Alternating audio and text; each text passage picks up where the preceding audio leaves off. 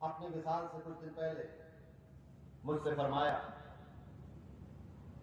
کہ جب اعلیٰ حضرت تاج الفضول محب رسول فقیر نواز فقیر قادری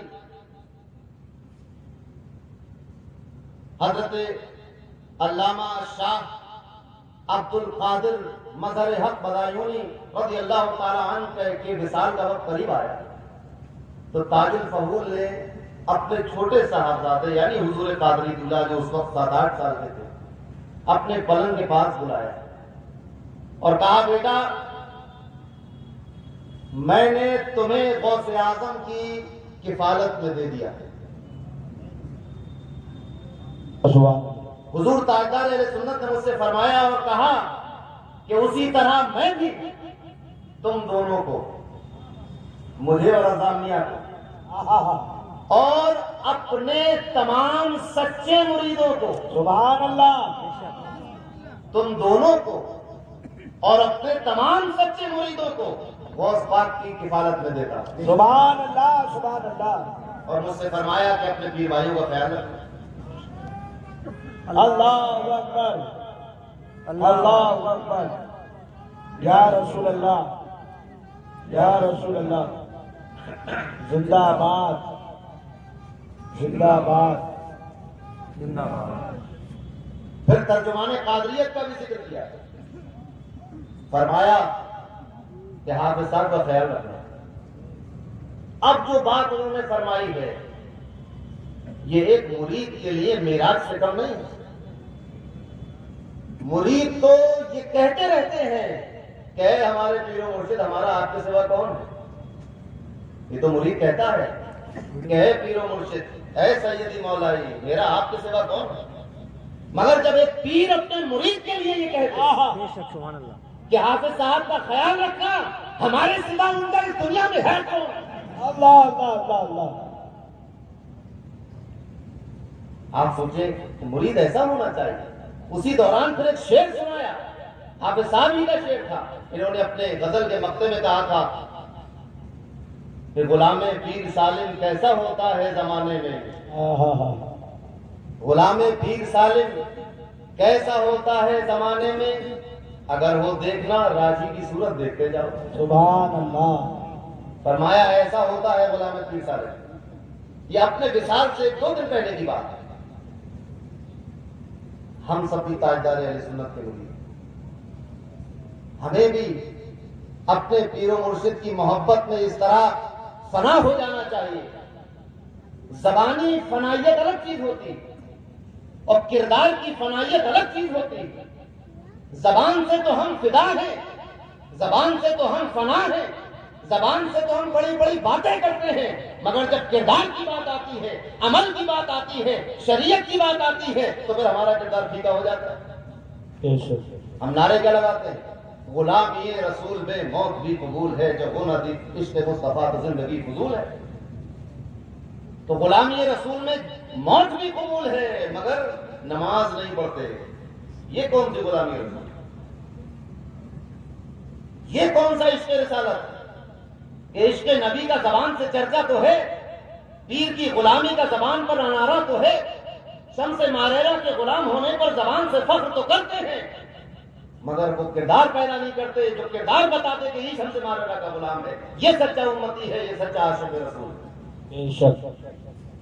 اور ہمیں کہیں دور جانے کی ضرورت نہیں ہے، اسی درگاہ میں ساری مثالیں موجود ہیں۔ عاشق رسول کی مثال ہے، مطیع الرسول کی مثال ہے، محب رسول کی مثال ہے، فضل رسول کی مثال ہے، اور حضرت سیدنا شاہ عین الحق عبد المجید کی مثال ہے۔ بے شک بے شک۔ ساری مثالیں موجود ہیں۔ مرید کو امتی کو کیسا ہونا چاہیے؟ صحابہ معلوم ہے کس کے مرید تھے؟ صحابہ کرام نبی کریم صلی اللہ علیہ وسلم کے مرید تھے۔ سبحان اللہ۔ تو ایسے مرید ہوئے کہ حق ادا کر دیا، مرید ہونے حق ادا کر دیا، کپڑے پھٹے ہوئے ہیں، پیٹ پر پتھر بندھے ہیں، زبان خشک ہو کر کانٹا بن کے حلق میں چبھ رہی ہے، گھر میں مال و سامان نہیں ہے، اپنا گھر بار مکے میں چھوڑ کر بے یار و مددگار بظاہر مدینے آ گئے ہیں، کوئی پرسان حال نہیں ہے، مگر جب نبی کریم نے رمضان میں کہا کہ آؤ اسلام کو قربانی چاہیے، تو وہ اپنا بھوک و پیاس کو بھول گئے، اپنی بے سر و سامانی کو بھول گئے، اپنی کمزوری کو بھول گئے، اپنی ناتوانی کو بھول گئے، اپنی کم تعداد کو بھول گئے، اپنی قوت و پریشانی کو بھول گئے۔ نہ ان کے پاس تلواریں تھی، نہ ان کے پاس غلہ تھا، نہ ان کے پاس ہتھیار تھے، نہ ان کے پاس سواریاں تھی، مگر رسول اللہ کے بلانے پر جوان تو جوان ہے، چھوٹے معصوم بچے بھی، اور جو بچے خود نہیں آ سکتے تھے ان کی مائیں انہیں گود میں لے کر دربار مصطفیٰ میں حاضر ہو گئی۔ یا رسول اللہ، اسلام کا سپاہی آپ کی بارگاہ میں حاضر قبول فرما۔ سبحان اللہ، سبحان اللہ، سبحان اللہ۔ یہ ہوتا ہے وہی کہ صحابہ کی حکایتیں، یہ نبی کریم صلی اللہ علیہ وسلم کی احادیث اللہ نے اس لیے محفوظ کی ہیں کہ آنے والے لوگ اس کو پڑھیں اور سبق حاصل کریں۔ دنیا میں آنے والے لوگ اس کو پڑھیں اور اس سے سبق حاصل کریں کہ مرید ہونے کا مطلب کیا ہے، مرید ہونے کا تقاضا کیا ہے، محبت کی لو جوڑنے کا مطلب کیا ہے، خود سپردگی کا معنی کیا ہے، اپنے آپ کو نبی کی بارگاہ میں پیش کر دینے کا مطلب کیا ہے، اپنے آپ کو نبی کی بارگاہ میں اسلام کا سپاہی بنا کر پیش کرنے کا مطلب کیا ہے۔ سپاہی تو ایسے کہ پھر تلوار اگر باپ کے ہاتھ میں ہو تو بیٹے کی خیر نہیں، اگر بیٹے کے ہاتھ میں ہو تو باپ کی خیر نہیں۔ میدان میں جلال تو ایسا کہ جیسے ایک شیر نر کئی دن سے بھوکا ہو اور سامنے کوئی ہرن آ جائے۔ سیدنا امیر حمزہ، مولا علی مشکل کشا شیر خدا، کون لوگ ہیں یہ وہ لوگ ہیں کہ بظاہر گردن جھکی ہوئی ہے، کندھے جھکے ہوئے ہیں، ہلکے ہلکے قدموں سے چلتے ہیں، نظریں نہیں اٹھاتے اوپر، مگر جب بات دین مصطفیٰ پر آ جائے تو پھر اپنا پرایا نہیں دیکھا جاتا، گھر بار نہیں دیکھا جاتا، بیوی بچوں کی محبت نہیں دیکھی جاتی۔ یہ کس طرح ہوتا ہے بات؟ اور مرد تو مرد، حافظ صاحب کا ایک شعر مجھے یاد آیا کہ خواتین یعنی عورتیں، خواتین جن کے دل میں گھر ہو عشق مصطفیٰ کا، وہ عورتیں کہ جن کے دل میں نبی کریم کا عشق گھر کر گیا ہو، خواتین جن کے دل میں گھر ہو عشق مصطفیٰ کا، وہ غم کرتی نہیں والد کا، بیٹے کا، نہ بھائی کا، غم نہیں کرتی۔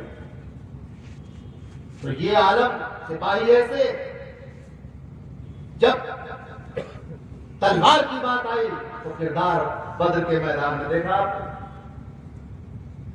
اور اس کے بعد جب قیدی پکڑ لیے گئے اور مدینے لایا تو کردار بدل گیا۔ جنگ کے میدان میں کردار کچھ اور ہے، اور جب پکڑ کر مدینے لے آئے ہیں تو قیدیوں کے ساتھ معاملات کچھ اور۔ جنگ کے میدان میں تلوار خون پینے کو تیار تھی، مگر اب یہ مدینے مصطفیٰ میں محصور کر دیے گئے، یہ رسول اللہ کے حرم میں قیدی بنا کر لائے گئے ہیں۔ اب انہیں سوکھی روٹیاں نہیں کھلائی جائیں، اب انہیں سوکھی کھجوریں نہیں کھلائی جائیں، اب انہیں بھوکا پیاسا نہیں رکھا جائے، اور اب ان کی رسیاں اتنی سخت نہیں کی جائیں گی کہ بدن پر نشان پڑ جائے۔ اب ان کے ساتھ رحم کا معاملہ ہوگا، اب ان کے ساتھ نرمی کا معاملہ ہوگا، اور اب انتظار کریں گے سب کے رسول اللہ کیا حکم فرماتے ہیں۔ یہ کردار ہوتا ہے۔ ہر وقت لڑائی جھگڑا بھی نہیں ہوتا، اور ہر وقت سستی بھی نہیں ہوتی، ہر کام کا ایک وقت ہوتا ہے۔ جب جس کام کا جو وقت ہو وہ کرنا چاہیے۔ سچا مرید یہ ہوتا ہے کہ پیر کی نظروں کو پہچانے، پیر کی نظروں کو پہچانے۔ صحابہ سے سچا مرید اس کائنات میں نہیں پیدا ہوا تھا، اور اس کی وجہ یہ ہے کہ ان کے پیر سے زیادہ سچا پیر نہیں پیدا ہوا۔ سبحان اللہ۔ یہ صحابہ کی عظمت، تو وہی ہمارے لیے مشعل راہ بن گئے۔ اب انہی کے نقش قدم میں چلو گے تو پھر راہ آسان ہوگی اور منزل مل جائے گی، اور انہی کی راہ پر چلانے کے لیے اللہ نے دنیا میں اولیاء کو پیدا کیا، صوفیاء فقراء کو پیدا کیا ہے، علماء محدثین مفسرین کو پیدا کیا ہے۔ کیوں؟ تاکہ یہ اللہ کے بندوں کو نبی کے صحابہ کے نقش قدم پہ چلاتے رہیں، راستہ دکھاتے رہیں، راستہ اجاگر کرتے رہے، کہیں کوئی بات منغمس ہو جائے، پوشیدہ ہو جائے، تو کوفہ کی سرزمین پر ابو حنیفہ پیدا ہوتا ہے۔ اگر مصر کی سرزمین پر کسی کی آنکھ قرآن و حدیث سے مسئلے کا استنباط نہیں کر سکتی تو حضرت امام شافعی جیسا پیدا ہوگا۔ اگر عراق کی سرزمین پر کسی کو اللہ کے دین پر چلنے میں دشواری ہو تو حضرت امام احمد بن حنبل جیسا امام پیدا ہوگا۔ اور حضرت مالک کا کیا کہنا، وہ تو جہاں پیدا ہوئے، جہاں موجود ہیں، اس زمین کا ہی کوئی کہنا نہیں، وہ زمین ہی سب سے بہتر ہے، تو مدینے کے ہیں۔ وہاں ایسے لوگ اللہ تبارک و تعالیٰ کیوں پیدا کیے اللہ نے؟ تاکہ یہ بندے اللہ کے بندوں کو صحابہ کے راستے دکھائے اور ان کے نقش قدم پہ چلائے۔ زمانہ آگے بڑھتا رہا، اللہ اس دنیا میں اپنے مخلصین بندوں کو پیدا کرتا رہا، اور یہ بات تو حقیقت ہے کہ قیامت آنے سے پہلے دنیا سے اولیاء اللہ کا خاتمہ نہیں ہوگا۔ ہر دور میں، ہر وقت میں اللہ کے بندوں کو راہ دکھانے کے لیے، رہنمائی کرنے کے لیے اللہ کے ولی پیدا ہوتے رہیں گے۔ بے شک ہم نہ دیکھ پائے، ہم نہ تلاش کر سکے، یہ ہماری کمی، مگر ہوتے رہتے اور ہوتے رہیں گے۔ کوئی دور اس دنیا کا اللہ کے ولیوں سے، محبوبوں سے خالی نہیں۔ اب یہ لوگ آئے ہی اسی لیے، ان کی زندگی ہمارے سامنے۔ ظاہر سی بات ہے، میں اکثر اپنی تقریر میں کہتا ہوں کہ پیر کا، مرشد کا، رہنما کا کام یہ نہیں ہوتا کہ کتابیں پڑھا دے، کام یہ ہوتا ہے کہ اپنے کردار میں وہ سب چیزیں دکھا دے جو بخاری میں لکھی ہوئی، جو مسلم میں لکھی ہوئی ہے، جو شریعت میں لکھی ہوئی ہے، اپنے کردار کو زندہ باد زندہ باد۔ مثال دیتے تھے، چلو سلطان الہند، عطائے رسول، غریب نواز، خواجہ خواجگاں، شاہ ہندوستان، حضرت سیدنا سید معین الدین چشتی رضی اللہ تعالی عنہ اس ہندوستان میں تشریف لا کر تشریف لائے، اور کیسی جگہ لائے تشریف؟ پہاڑوں سے گرا ہوا ایک تپتا ہوا ریگستان اور ایک ظالم بادشاہ کی حکومت۔ تاریخ بہت کچھ بتاتی ہے، مگر یہ کوئی تاریخ نہیں بتاتی کہ غریب نواز کوئی لشکر لے کر آئے۔ لشکر نہیں لائے، فقراء کے ساتھ آئے، اپنے محبین اور مریدین کے ساتھ آئے۔ لوگ کہتے ہیں کہ غریب نواز نے کوئی کتاب نہیں لکھی، یہ بات وغیرہ میں اکثر یہ بات کہہ دیتا ہوں کہ کتاب نہیں لکھی۔ کس کے لیے کتاب لکھتے؟ پرتھوی راج چوہان کے لیے؟ واہ واہ واہ واہ واہ۔ تفسیر اور حدیث کس کے لیے لکھتے؟ واہ واہ۔ آپ نے کتاب نہیں لکھی، آپ نے وہ سب چیزیں اپنے کردار میں دکھا دی۔ جو لوگ کتابیں پڑھ کر نہیں سمجھ پاتے، غریب نواز کی زندگی کو دیکھ کر سمجھ گئے اور ایسا سمجھے کہ سمجھنے والا قطب الحقاق بن جاتا ہے۔ سبحان اللہ سبحان اللہ سبحان اللہ سبحان اللہ۔ شہنشاہ مہرولی بن جاتا ہے، فرید الدین گنج شکر بنتا ہے، نظام الدین اولیاء بنتا ہے، علاء الدین ثابت الیری بنتا ہے۔ سمجھنے والے کیا کیا بن گئے؟ کیا پڑھ کے سمجھے؟ غریب نواز کو دیکھ کر سمجھے۔ تو پیر دکھاتا ہے، مرید دیکھتا ہے۔ سرکار صاحب الاقتدار مقتدر آقا جب حدیث پڑھاتے تھے شمائل ترمذی، تو جیسا پڑھاتے جاتے تھے ان کے شاگرد ان کی چہرے میں وہی جلوہ دیکھتے جاتے۔ اللہ سبحان اللہ سبحان اللہ۔ دکھا بھی دیتا ہے اور سکھا بھی دیتا ہے۔ چاند کے بارے میں اگر آپ کو سمجھایا جائے کہ چاند کی جغرافی کیا ہے، احمد بھائی جغرافی میں، شعبہ جغرافی میں استاد ہے، جغرافیہ میں علی گڑھ، سمجھا نہیں پائیں گے آپ کو، پوری رات نکل جائے گی کہ چاند ہے کیا۔ مگر کسی کسان سے پوچھو کہ چاند کیا ہے تو کہے گا وہ دیکھو وہ ہے چاند۔ سبحان اللہ۔ اچھا یہ چاند ہے، کتنی آسانی سے اب کتابیں پڑھنے والے کتابوں میں تلاش رہے ہیں. غریب نواز نے دکھایا ہے کہ سیرت مصطفیٰ دیکھنا ہے. پریشانی اور تنگی میں ایک مسلمان کی زندگی کیسے گزرنی چاہیے کتابوں میں نہ دیکھو, مجھے دیکھو کہ میں اچھے سبحان اللہ. تم چاہتے ہو کہ تم یہ دیکھو کہ معجزہ کیسے دکھایا, چاند کیسے شک ہوا, انگلیوں سے پانی کیسے نکلا. یہ دیکھنا چاہتے ہو, کتابیں پڑھنے کی صلاحیت نہیں ہے. جاؤ انا ساگر کے پاس میرا کاسا لے کر, اور کہو کہ غریب نواز نے بلایا ہے. سارے کا سارا انا ساگر اس پیالے میں آیا. سبحان اللہ سبحان اللہ. سمجھ میں آیا کہ جب ان کا یہ معاملہ ہے ان کا کیا معاملہ ہوگا کہ جن کے صدقے میں چاند اور سورج بنا انا ساگر بنا. تو دکھا بھی دیتے. تو پیر کا کام ہی یہ ہوتا ہے. آپ کہتے نا کہ ہم ان کے پیچھے پیچھے, پیچھے پیچھے کیوں ہو؟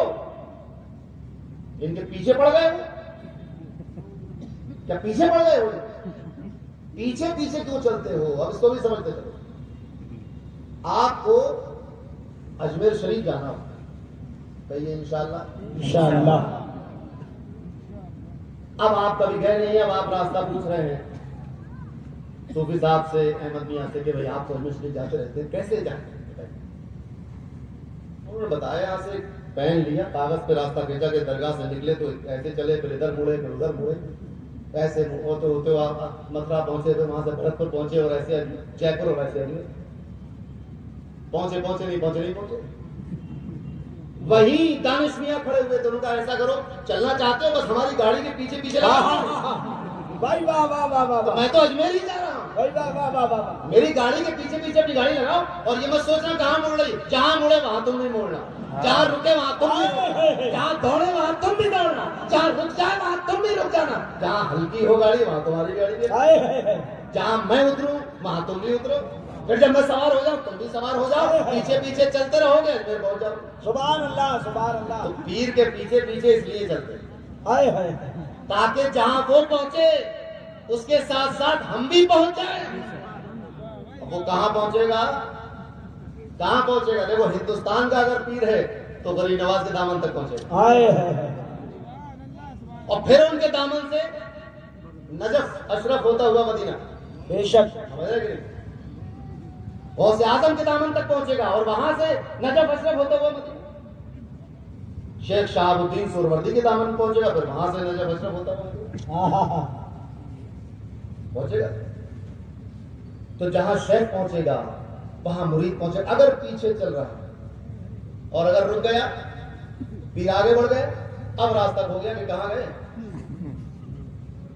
اور یقین مانو اس دور کے مرید کی ایسی قسمت نہیں ہے کہ وہ اپنے پیر کی خوشبو سنتا ہوا پہنچ جائے. اللہ, خوشبو تو آ رہی ہے پیر سے, اور جاننے والے جانتے ہیں, احساس کرنے والے احساس کرتے ہیں.